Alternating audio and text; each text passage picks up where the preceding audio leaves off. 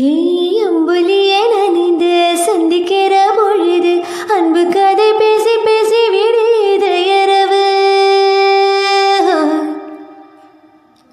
ஏழு கடல் தாண்டித்தான் ஏழு மலை தாண்டித்தான் என் கருத்த மச்சங்கிட்ட ஓடி வரும் மனசு.